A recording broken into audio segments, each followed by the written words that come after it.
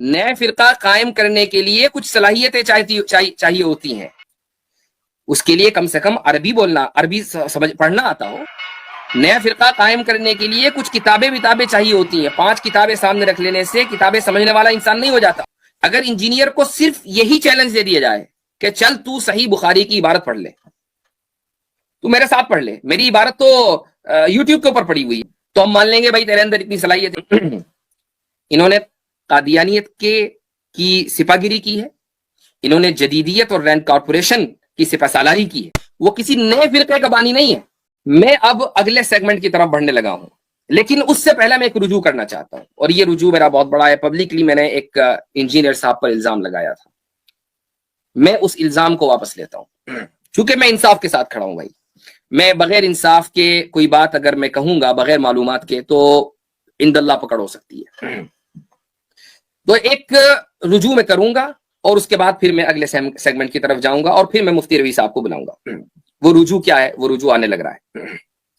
میں نے انجینئر صاحب کے تعلق سے یہ کہا کہ بھائی انجینئر نے تو ایک نیا فرقہ بنا دیا، انجینئر تو ایک نئے فرقے کا بانی ہے، فرقہ انجینئریہ وغیرہ وغیرہ. یہ بات میں نے کہی، یہ میری بہت بڑی غلطی اور میری بھول تھی.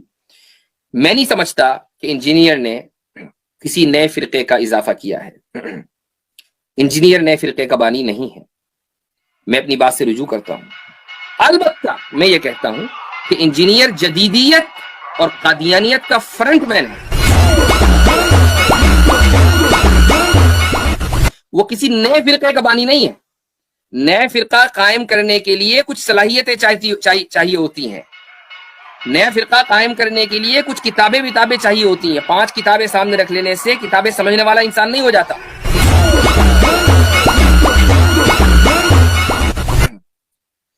اس کے لیے کم سے کم عربی بولنا، عربی پڑھنا آتا ہو، کچھ سمجھ لینا آتا ہو.